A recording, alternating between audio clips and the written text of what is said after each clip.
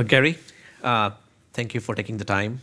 And I must say you are one of the few localization agencies which really takes into account a global perspective and thinks about the value add in terms of localization being beyond translation. And that I have come to learn from your website, your marketing campaigns, and the newsletter which you do.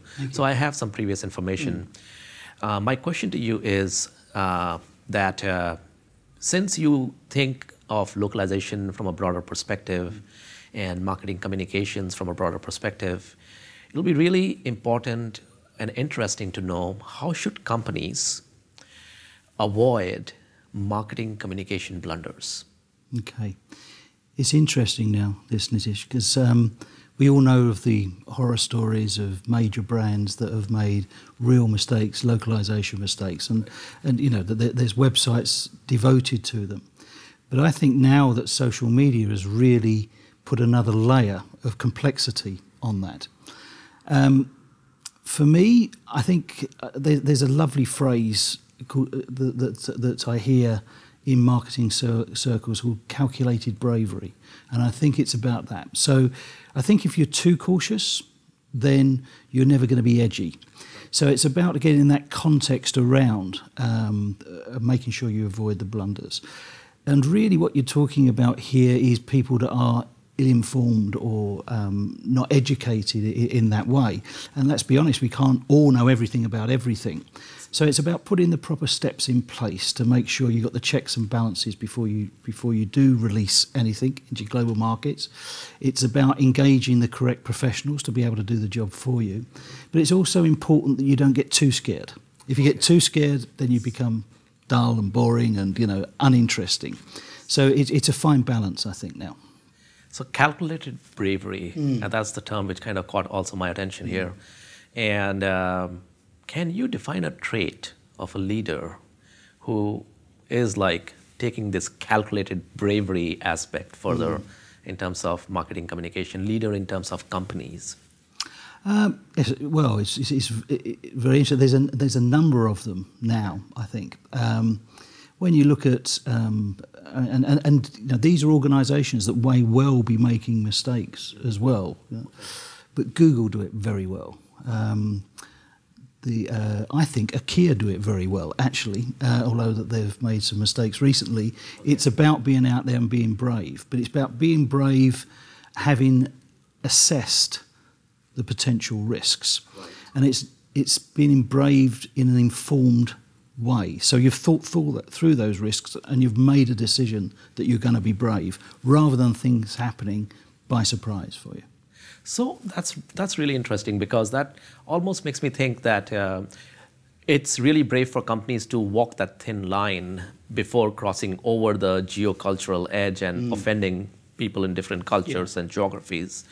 I would say, I would ask you is that, can you provide some examples where a campaign or a communication was edgy and was still able to maintain that balance? Well, I was introduced to an example very, very recently, and that was a brand, no names, no pactrial, Nitish, a brand that it was what you would have called in the past guerrilla marketing, and they had a picture of two priests kissing, male priests kissing, and they released that in Rome, knowing that it would create a huge furore around it, and that gave them the publicity that they required. So they deliberately were offending cultural norms from a to get the publicity that they wanted for their brand.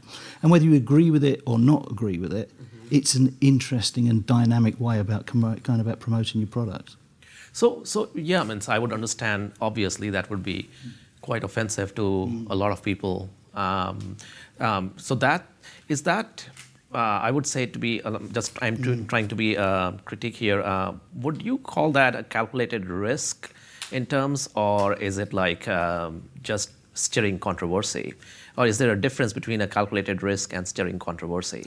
I think there probably is, and you know, I'm making no judgment on whether you know, a moral judgment about it. You know, whether you know, I'm not saying it's something that I would do, but I think they assessed the challenge in that marketplace, did something very provocative and some would say offensive. And it created the desired effect for them. So it certainly was brave. Whether it was right or not is another question, but it was certainly brave, and they calculated what the possible impact of that action was.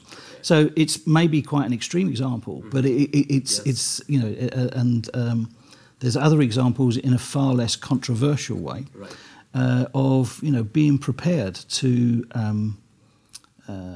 challenge some of these cultural norms.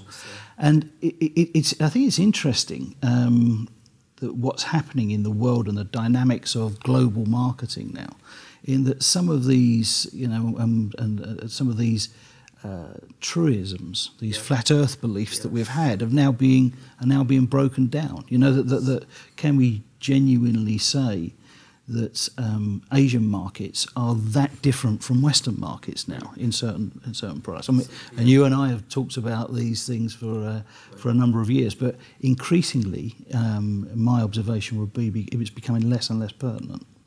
So what advice would you have for these avant-garde global marketers who want to be brave but still want to play a little safe? I don't know, that sounds...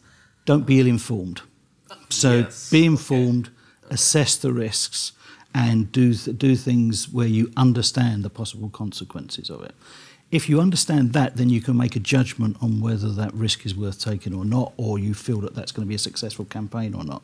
But don't do it through ignorance. Yes, and that, I think, sums up the whole gist, really. Don't be ill-informed. Yes. And be brave. So I'm delighted. Thank you so much. Thanks, Nitish.